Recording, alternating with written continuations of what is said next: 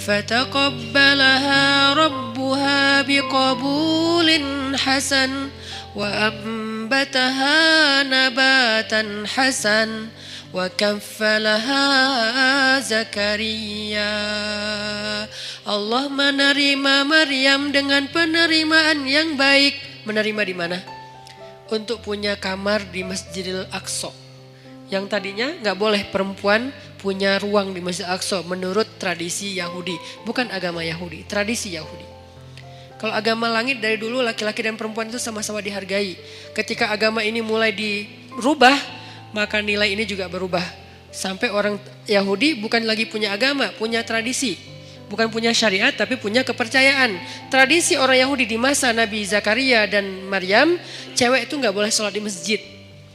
Jadi kalau ada yang bilang Islam itu tidak mengangkat kehormatan perempuan, berarti dia nggak ngerti Al-Quran. Dia nggak belajar sejarah, dia asal ngomong. Banyak orang asal ngomong sekarang tuh.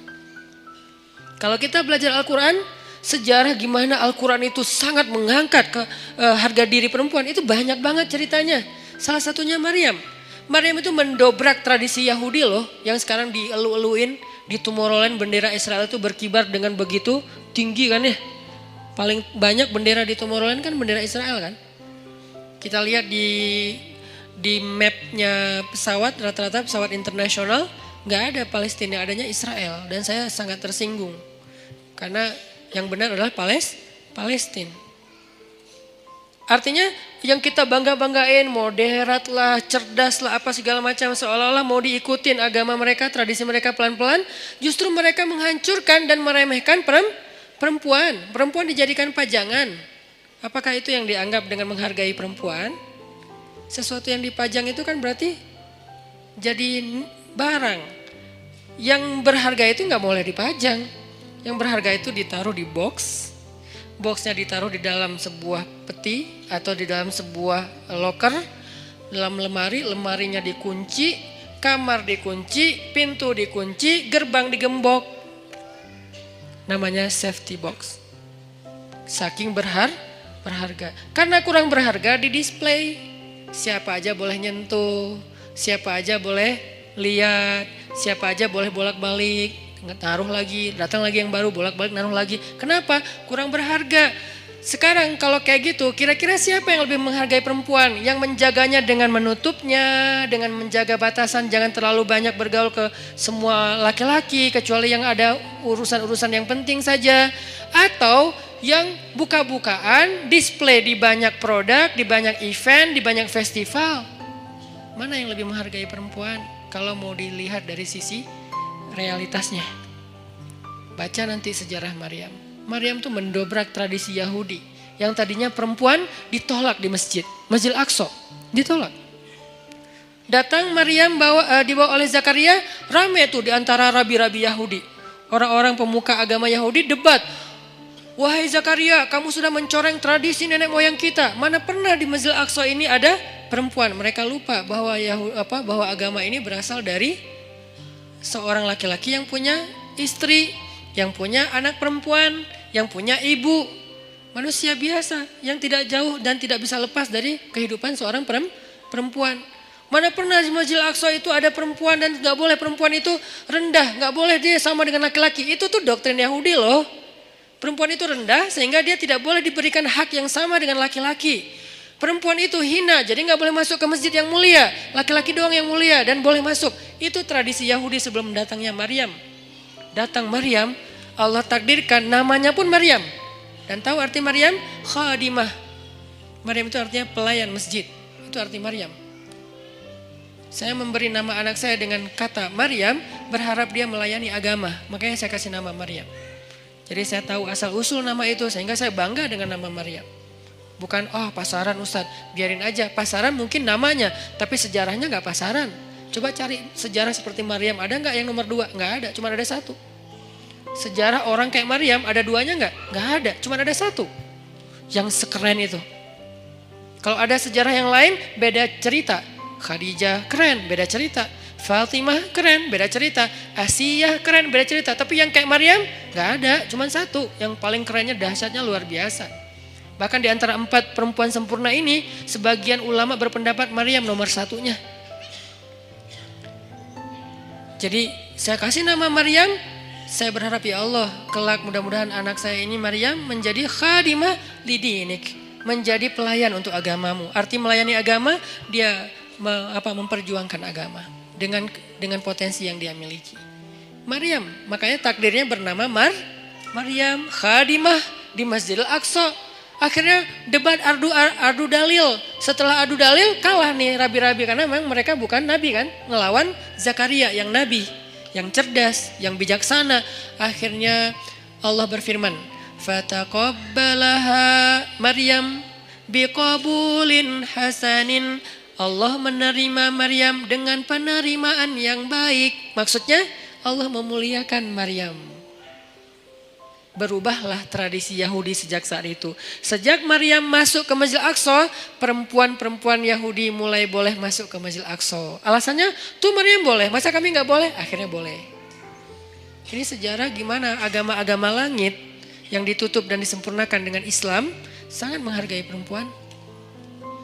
Tapi kan banyak laki-laki muslim tidak menghargai perempuan. Itu namanya human error, bukan sistemnya yang error. Bukan syariatnya yang error, orangnya yang error. Dan dia tidak mewakili Islam. Dia mewakili dirinya sendiri. Akhirnya Maryam tinggal di situ. Lalu ada kalimat wa ambataha nabatan hasana. Lalu dia tumbuh di sana dengan pertumbuhan yang baik. Nah, ini yang berkaitan dengan tema kita. Tumbuh dengan pertumbuhan yang baik. Bisa nabata, bisa nasya'ah. Kenapa untuk Maryam pakai kata nabata? Malam ini agak sedikit banyak mengulas tafsir ya. Kenapa Maryam pakai kata nabata tidak nasya'ah? Sedangkan hadis tentang pemuda tadi nasya'ah, tumbuh. Kalau Maryam nabata, nabatan, wa ambataha nabatan hasanan. Kenapa nabata? Karena Allah pengen menghargai Maryam dengan istilah apa? Tumbuhnya pakai istilah bunga. Bunga itu nabata. Makanya jadi bahasa Indonesia, nabati. Tumbuh-tumbuhan. Kan saya dulu ngajar bahasa Arab, lumayan lama. Jadi saya tahu banget bahasa Indonesia itu banyak banget nyerap dari bahasa Arab. Sehingga kalau kita mau bilang anti Arab segala macam, kita lupa sejarah tentang berdirinya negara dan terbentuknya bahasa kita sendiri. Bahasa kita itu dibentuk oleh ulama. Buktinya banyak bahasa Arab di dalam bahasa kita. Banyak banget, 80%-nya bahasa Arab. Bahkan bahasa Sunda sebagiannya bahasa Arab. Ya, kalau saya pergi ke Kalimantan tuh saya bilang, kalian tahu nggak Katulistiwa itu bahasa apa? Bahasa apa Ustaz? Sanskerta? Bukan, bahasa Arab. Khatul istiwa. Khat artinya garis, istiwa artinya lurus. Garis lurus yang membentang di bumi. Kita nyebutnya bukan khatul istiwa, Katulistiwa. Karena kita nggak bisa bilang kha, jadilah ka. Katulistiwa. Kita nggak boleh lupain sejarah. Cuman ini nggak perlu jadi perdebatan karena di sini nggak ada ruang debat. Saya sampaikan. Tapi di sosmed saya nggak mau ngomong kayak gini. Debat nggak penting. Tapi ini bagian dari taskif kita. Nabatan. Allah tuh pengen menghargai Maryam maka disebut dengan nabatan. Bahasa kita nabati artinya tumbuh-tumbuhan. Tumbuh-tumbuhan di sini artinya bunga. Maryam itu kata Allah, kamu itu bunga wahai Maryam. Kamu itu bunga. Makanya fitrah perempuan senang bunga. Jangan kasih kaktus tapi kan bunga Ustaz. Jangan. Atau jangan juga yang bunga apa yang di Bengkulu teh? Rafflesia. Keren ya? Emang keren tapi bukan untuk dihadiahin ke cewek. Kamu kenapa sih kamu? Enggak, ini bunga buat kamu. Aduh kok gini sih? Nah, bunga namanya juga bunga bangkai. Jangan kasih bunga ya apalah. Tapi boleh yang asli, boleh yang sintetis. Biar gak layu. Ini buat kamu. Kok yang kayak gini sih? Kan ini gak asli. Biar gak layu. Seperti cinta aku. Oh ya, cinta aku gak ori. Tapi dia gak layu-layu. Apaan sih gak jelas. Jadi maksud Allah pakai kata nabatan menurut tafsir Allah tuh menghargai Maryam. Makanya pakai bahasa Maryam itu kayak bunga tumbuh dengan mekar, dengan baik. Itu Maryam. Tapi korelasinya dengan pembahasan kita, Maryam itu tumbuh. Dan tumbuhnya dalam bi'ah solihah namanya. Apa arti bi'ah solihah? Lingkungan yang baik. Berarti pelajaran kedua, tentang tumbuh yang bisa nanti dapat naungan di padang mahsyar, biar kita termasuk orang yang gak mager adalah cobalah cari bi'ah solihah, carilah lingkungan yang baik. Kalau gitu kita gak boleh gaul sama orang yang gak baik, boleh. Tapi kita jadi ada dua, ada kebutuhan kita, ada lebih ke share-nya kita. Kita kalau mau sharing, mau giving, mau berbuat baik, cari orang yang belum baik untuk kita ajak baik bareng. Tapi kita sendiri juga belum baik-baik amat, sehingga kita butuh yang mengajak kita lagi nih. Semua orang saling mencari dua itu tuh. Satu project untuk dia beramal soleh dengan mencari teman-temannya yang belum hijrah, ajak hijrah. Tapi kalau gaulnya sama itu doang, lama-lama kita lemah. Cari juga bi'ah solihah yang bisa ngajak kita, yang bisa ngingetin kita. Watawasau bil haq, watawasau bis sob. Bi'ah solihah namanya. Cari pertemanan. Gimana cari... Ini lebih ke teknis ya. Gimana cara cari teman yang bisa jaga iman kita? Karena kata Nabi, almar'u ala dini khalili, seseorang itu agamanya tergantung temannya. Cari, serius nyarinya, kepoin.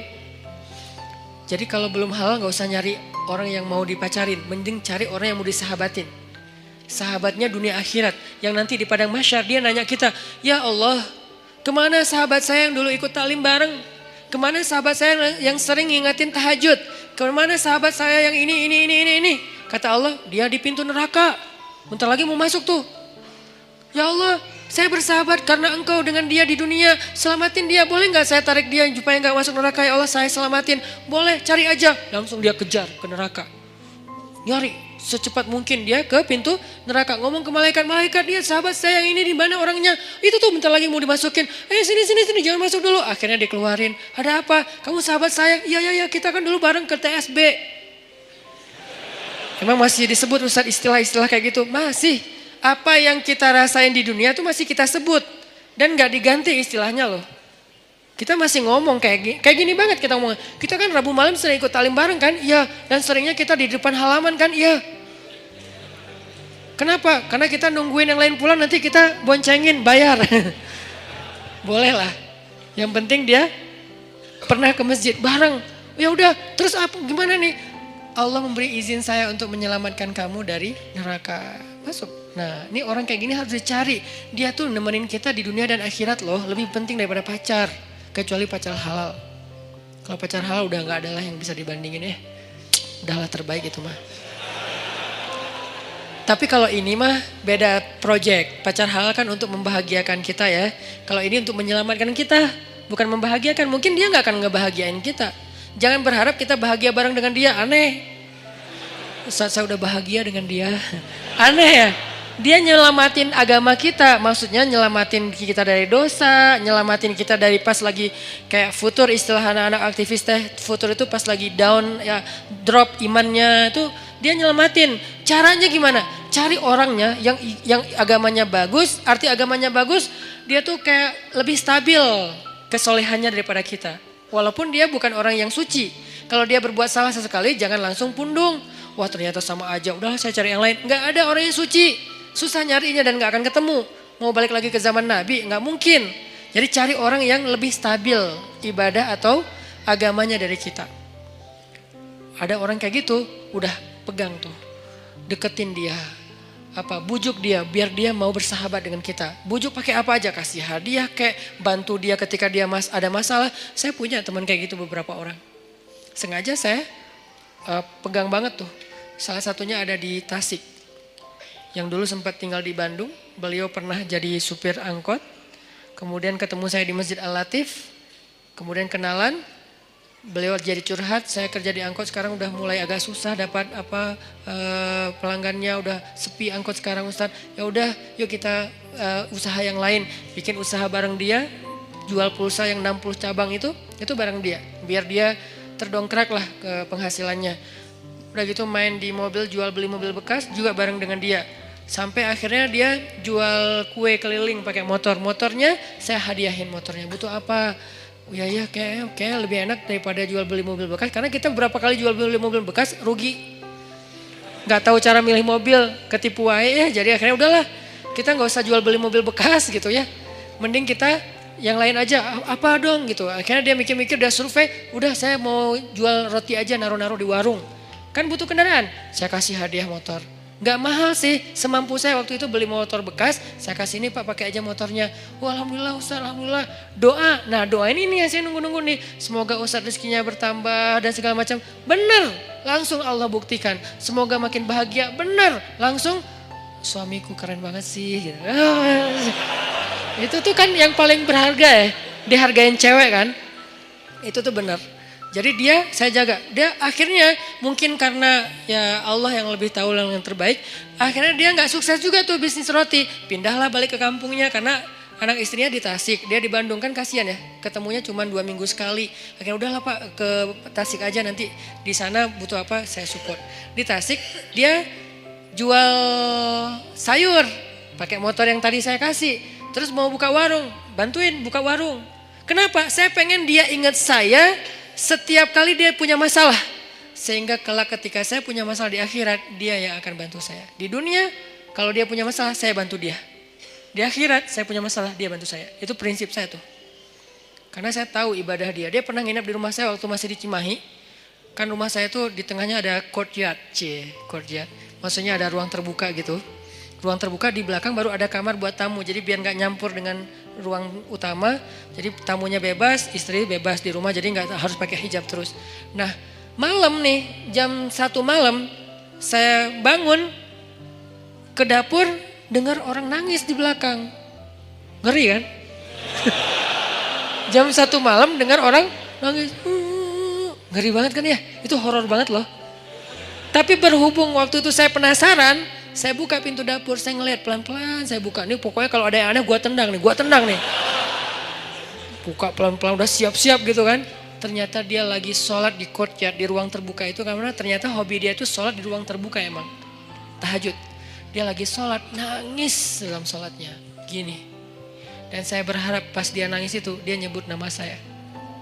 Itu kan yang paling berharga kan. Karena mungkin buat dia, saya paling berkesan dalam hidup dia. Sering nolongin, sering jadi hero lah. Sehingga dia pasti nyebut di dalam doa itu yang saya harapin. Saya ngintip, Masya Allah. Nah ini berarti ini orang nih harus saya pegang nih. Saya tolong dia di dunia nih, biar dia tolong saya nanti di akhirat. Sampai ini minggu depan saya niat mau ke Tasik lagi, mau ngasih dia hadiah karena anaknya mau nikah. Mau ngasih hadiah yang istimewa, biar dia ingat saya. Nanti pas di Padang Mahsyar saya berharap, ya Allah, itu Ustaz Hanan di mana? Itu tuh masih nggak jelas tuh. Siapa tahu mungkin nasib saya nggak jelas. Allah alam, tapi mudah-mudahan enggak sih ya. Tapi kan kita nggak tahu ya, nggak boleh terlalu sok kegeeran juga kan. Oh saya kan Ustaz, udah nggak butuh lah yang gitu-gitu. Siapa bilang? Emang Ustaz udah paling suci? Teman-teman aja nggak tahu aib-aib kita karena Allah menutupi aib. Jadi tetap aja nggak boleh kegeeran, tapi juga jangan putus asa. Main di tengah tadi. Jangan kegeeran sok soleh, jangan putus asa merasa nggak ada apa-apanya di tengah. Berjuang untuk lebih soleh, tapi wajilat wa qulubuhum wajilah, hati mereka tetap khawatir, tetap takut. Nah saya berharap minimal saya ada garansi nih. Begitu saya agak-agak ada rada-rada aneh-aneh nih di Padang Mahsyar, dia ngomong ke Allah, ya Allah dulu saya motor dikasih sama dia, warung saya disupport sama dia, saya keluar dari angkot dulu gara-gara dia. Makanya saya hidup nggak jelas di dunia teh. Gara-gara dia semua nih. Ya Allah, dia udah banyak nolongin saya. Tolong dia dong ya Allah. Boleh nggak saya tolongin dia? Karena nih orang benar-benar ahli ibadah. Saya bareng dengan dia pernah jadi driver saya juga. Bareng dengan dia nyetir ke Jakarta. Ke Sukabumi. Kita ada acara di Sukabumi, dia nyetir. Pak, bantuin saya nyetir. Oke, nyetir. Di mobil, saya tilawah surat Al-Muluk. Murajaah hafalan lah. Tabarakalladzi biyadihil mulku wa huwa ala kulli syai'in qadir. Wa laqad zayyana as-samaa'a ad-dunya bimasabih wa ja'alnaha rujuman lisyayatin wa a'tadna lahum 'adzabas sa'ir. وللذين كفروا بربهم عذاب جهنم وبئس المصير. Itu yang lagi nyetir nangis terisak-isak. Saya aja yang tilawah nggak nangis. Kan aneh kan? Pas saya ngeliat, aduh nangis juga. Masa saya yang baca nggak nangis, dia aja yang dengerin nangis gitu kan? Cepet banget air matanya berlinang. Berarti kan hatinya bersih. Berbaik sangka ya. La nuzaki ahadan Allah. Kita nggak menganggap seseorang suci di depan Allah, tetapi kita berbaik sangka. Hatinya bersih, lebih bersih dari saya. Makanya dia lebih mudah nangis daripada saya. Sabar banget sama anak-anak tuh, megang banget, dia luar biasa pokoknya. Nah ini nih saya pegang nih orang nih, nggak boleh jauh. Butuh apa? Saya support. Butuh apa? Saya harus punya kelebihan sedikit harta biar kalau ada dia butuh apa-apa saya pasti ngasih. Cuman itu yang bisa saya lakukan, karena kalau fisik nggak bisa bantu dia fisiknya lebih kuat. Kita bikin mukhayyam tuh di Ciwidey, bikin mukhayyam anak-anak pemuda hijrah. Becek, kita lagi berhenti istirahat dulu mau bangun tenda, dia bangun sendiri tuh. Dia cangkul semuanya. Pokoknya nih kita nyebutnya dia itu ini istilahnya itu Hulk. Kayak Hulk tenaganya kuat banget. Malam di gunung, di Leweng, kita lagi kemah-kemahan gitu gak jelas. Malam-malam jam 1 malam kan kita mau tahajud nih, turun ke sungai kan. Yang pertama di sungai udah mandi tengah malam tuh dingin-dingin di Ciwidey, dia datang-datang. Kita yang lain tunggu teman, baru turun ke sungai bareng, jangan sendiri-sendiri gitu kan. Dia mah kita lagi nunggu yang lain, bangun. Pura-pura ngebangunin teman, padahal gak berani turun. Bangun, udah mau jam 1 bentar lagi qiyam, bangun. Pas kita udah pada bangun, dia datang. Hah Pak, kok segar banget? Habis mandi Ustadz, di mana? Di sungai. Ustadz saya anterin. Saya pura-pura gengsi gitu dong ya. Gak usah, bisa sendiri gitu. Tapi dia maksa, saya curiga. Sampai sekarang saya tahu kenapa dia maksa nganterin saya. Karena dia baru ngelihat sesuatu di bawah. Makanya dia maksa, dia khawatir, dia sayang banget sama saya, dia kayak khawatir gitu, jangan ntar Ustadz diganggu atau apa. Ustadz saya anterin, gak usah Pak, gak usah, udah Bapak kan udah selesai wudhu kan, ya udah tahajud aja duluan. Saya nyusul, saya bilang gak usah, dalam hati saya anterin dong, ngeri nih. Kan itu tengah hutan, siapa tahu ada yang lewat putih-putih. Ayat kursi saya hilang, tiba-tiba hafalan saya apa ya, udah hafal lupa gitu kan. Aduh ngeri banget gini. Pak Ustadz saya anterin. Gak usah. Anterin. Akhirnya maksa dia duluan. Dia pas saya wudhu di bawah di sungai itu dia kayak was-was banget. Saya perhatiin kok dia was-was gini ya. Terus pas kita udah naik, yang lain pada datangnya rame-rame. Jadi dia udah rame tuh. Besok-besoknya saya tanya. Dia bilang udah gak apa-apa Ustadz gak apa-apa. Tapi saya yakin sampai sekarang dia pasti ada sesuatu. Makanya dia maksa banget. Gak pernah dia ekspresinya kayak gitu. Karena saya kenal dekat sama dia. Tapi dia gak pernah sekuatir itu sama saya. Ini bukan nakut-nakutin ya. Tapi emang menakutkan sih, ngeri. Jadi maksudnya teman-teman intinya adalah itu tuh cara kita nyari bi'ah solihah. 1, 2, 3. Kalau ada 40, targetnya 40. Kenapa 40 Ustaz? Hadis. Kalau seseorang meninggal dunia disolatkan oleh 40 orang solih, dijamin terbebas dari azab kubur, api neraka, pasti masuk surga. 40 dengan kualitas kayak dia, itu gak gampang loh nyarinya. Bukan 40 orang, 40 orang soleh. Yang solehnya secara zahir kita lihat. Dan kita gak bisa ngelihat yang batinnya. 40 orang. Mulai dari 1, 2. Dan orang kayak gitu tuh jangan cuman kenal. Kalau cuman kenal, nanti di akhirnya juga cuma kenal. Kamu kenal? Kenal. Gitu doang. Sampai bersahabat, sampai dia sayang sama kita. Makanya saya tuh walaupun dia udah di Tasik, kalau di rumah ada apa-apa, saya bilang, Pak, saya mau pindahan. Oh iya Ustadz, subuh dia datang tuh. Saya pernah tuh mobil saya, dia benerin rem. Cuman dia karena mungkin dia kayak otodidak ya, salah ngebenerin remnya. Malah ngelok gitu. Dia benerin rem mobil saya, karena sebetulnya saya bisa naruh di di yang resmi ya, dealer resmi. Cuman karena saya kayak ngerasa pengen nyari alasan buat ngasih ke dia. Saya gak mau ngasih dia tanpa ada kerjaan biar menghargai dia kan. Jadi saya kayak udahlah rem mobil aja deh, cari-cari apa nih yang bisa diiniin. Pak benerin rem mobil udah habis, udah aus gitu kan. Cari dia sama dia rem mobil. Sebenarnya rugi buat saya karena kenapa? Lebih bagus di dealer kan. Cuman kayak sayang aja gitu sama dia. Benerin, saya pikir ya aman-aman aja nih. Karena dia orang kuat banget. Saya pernah mobil yang dulu yang kita jual beli mobil, mobilnya mesinnya turun mesin. Kebayang gak turun mesin? Itu ngerjain sendiri. Satu pakai dongkrak, satu pakai tangan. Satu sebelah sana pakai dongkrak, sebelah sini pakai tangan. Sebelah kiri turunin mesin. Itu tuh orang benar-benar Hercules tuh.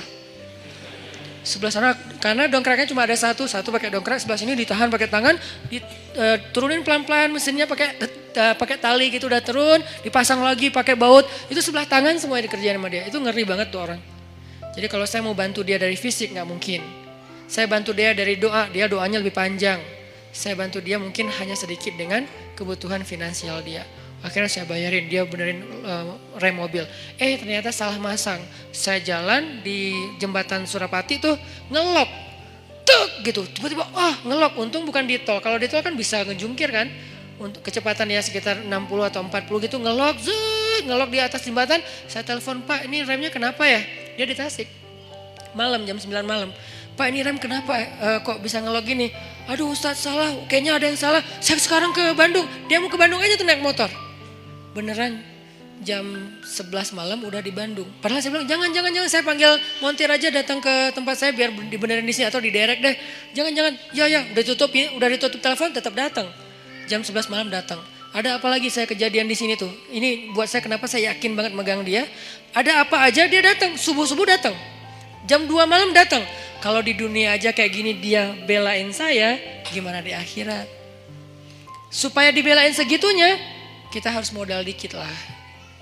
Modalnya apa? Bisa modal dengan tenaga kita, dengan perhatian kita. Kalau ada kelebihan rezeki dengan rezeki kita, apa aja deh pokoknya modal. Dapat 1. Saya baru dapat 3 apa 2 lah. Pokoknya kurang dari 5 lah. Orang kayak gitu yang udah mau care banget sama saya di dunia dan saya berharap nanti kayak gitu care dia buat saya di akhirat. Kumpulkan 40 orang. Kalau bisa dapat, begitu kita meninggal, saya yakin insya Allah kalau nggak ada halangan yang darurat banget, saya meninggal nih, dia pasti datang dari Tasik sholatin saya. Dan saya berharap ada 40 orang kayak dia sholatin saya. Mudah-mudahan di antara orang itu adalah semua teman-teman yang ada di sini. Aman lah udah akhirat saya tuh. Mungkin ada 1.000 orang, 2.000 orang yang sholatin kita, pasti ada 40 orang mudah-mudahan ya yang soleh banget, ya udah aman udah. Nggak ada azab kubur insya Allah, dikubur tenang-tenang aja, kiamat kapan ya gitu. Karena orang yang baik amalnya kan pengen cepat kiamat kan, di dunia kan pengen lama, kiamat sudah dekat, jangan ngomong gitu Kalau dikubur, please ya Allah tiup sangkakalanya, pengen cepat gitu, pengen masuk surga. Ini namanya bi'ah solihah, mencari pertemanan yang baik. Kayak gitu teknisnya. Yang terakhir, fi ibadatillah. Kalimat fi ibadatillah ini artinya dalam hal yang tidak berbuat dosa. 1, pemuda yang banyak godaan, yang penting istiqomah. Yang kedua, cari lingkungan, tumbuh. Kita habiskan waktu kita dengan hal yang positif, walaupun gak harus semuanya wajib dan sunnah. Dan yang ketiga, ibadah kepada Allah itu tingkatin. Kayak tadi, sibukkan diri kita. Sampai gak sempat mikirin dosa, sibukin. Apa yang bisa bikin kita sibuk? Yang menyenangkan gak apa-apa, tapi yang bukan dosa. Sibukin dengan ketemu teman, sibukin dengan misalnya ngerjain hobi, sibukin dengan olahraga, sibukin dengan main-main yang bermanfaat, sibukin dengan geng, sibukin dengan proyek sosial, naik lagi levelnya sibukin dengan Al-Quran, sibukin dengan ibadah. Pokoknya sibukin diri kita sampai gak sempat mikirin yang macam-macam. Itu baru namanya syabun nasya'a fi ibadatillah. Mudah-mudahan dengan gitu kita udah gak mager lagi insya Allah. Barakallahu fikum.